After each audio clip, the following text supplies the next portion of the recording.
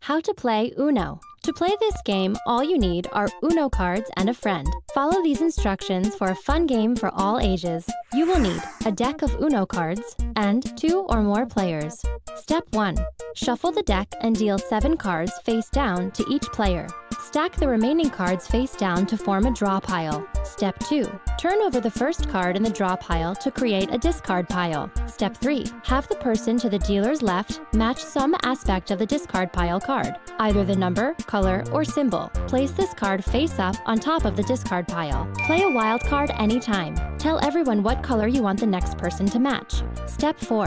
Draw 1 card from the top of the draw pile if no match can be made with the card on the discard pile. The drawn card can be played if it matches the discard pile card. Step 5. Pass the play to the next player after a match is made or a card is drawn from the draw pile. Continue counterclockwise, matching the number, color, or symbol with the discard pile or drawing from the draw pile. Step 6. Shout Uno when you only have 1 card remaining in your hand. Play until one person is out of cards. Penalize anyone who forgets to shout Uno when they have 1 card left by having them draw 2 cards from the draw pile. Step 7. Add the values of the cards remaining in everyone else's hands with the number cards counting as face value. Draw 2, reverse, and skip cards counting for 20 points, and wild cards counting for 50 points. Shorten the game by playing only 1 hand, with the person running out of cards first being the winner. Step 8. Start a new game and continue playing until someone reaches 500 points. Did you know? Uno was created in 1971 by Merle Robbins, a barber in Ohio.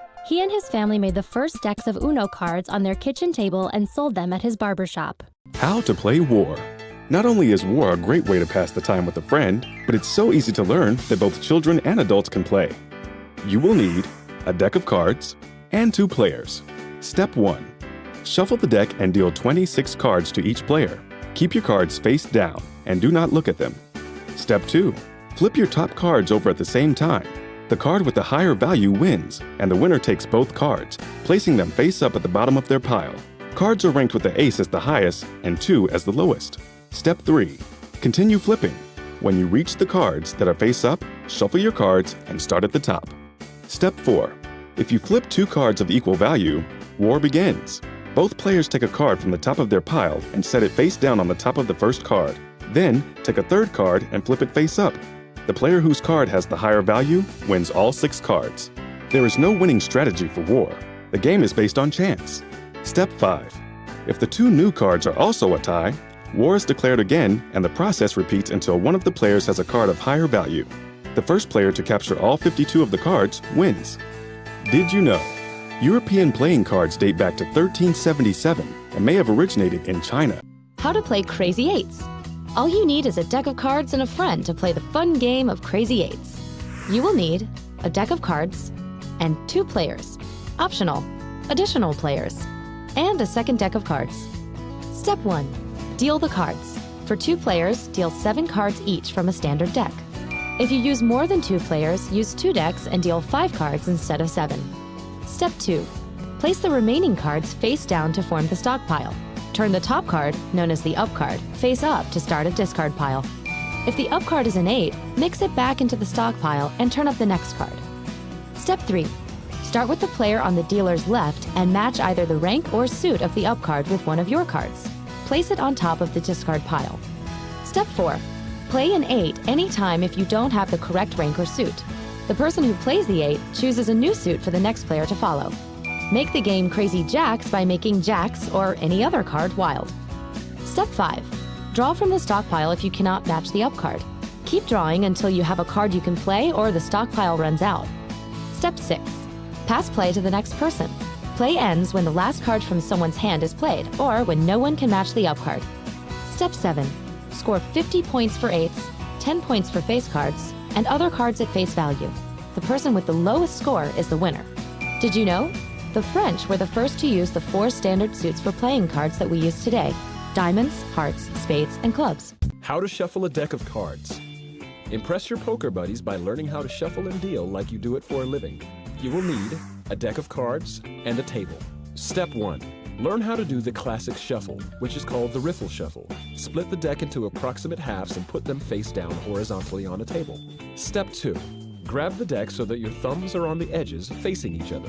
Each index finger is bent at the knuckle in the center of a stack, and the 3 remaining fingers on each hand wrap around the far edges. Step 3. Position the stacks at a slight angle so that the top edges form a V. Step 4. Holding the edges that form the bottom of the V against each other, use your thumbs to start releasing a card or 2 at a time, alternating sides so that the ends of the cards become entwined. Step 5. When the last card has fallen into the now shuffled pile, use your fingers to push the 2 halves together, forming one deck. Step 6. Repeat several times. Step 7. Practice until you can shuffle in one quick fluid motion. Did you know? In 2007, Canadian David Farrow won a place in the Guinness Book of World Records when he memorized the exact order of 59 decks of shuffled cards. How to play Go Fish. The object of this game is to collect the most books, or sets, of 4 of a kind, like 4 kings, 4 nines, and so on. How do you collect them? You go fish. You will need a deck of cards without the jokers, and at least 2 players. Step 1. Sit in a circle on the floor or at a table. Pick someone to deal out the cards. Can't decide who's going to be the dealer? Flip a coin, or, with the deck face down, have everyone draw a card. Whoever gets the highest card deals. Step 2.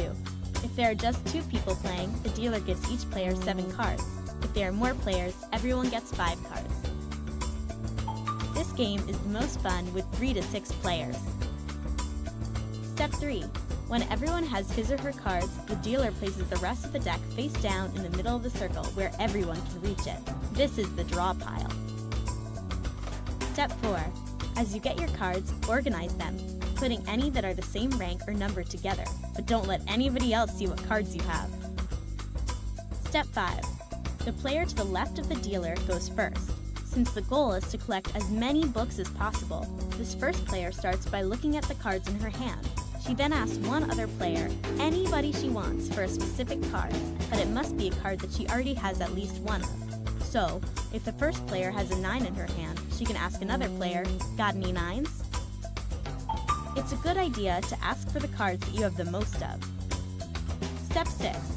If the player who gets asked has any 9s, she has to give all of them to the player who asked for them. That same player then gets to go again and ask another player for a card. Step 7. If the player who gets asked doesn't have any 9s, she says go fish. The first player then takes the top card from the draw pile, adds it to her hand, and her turn is over.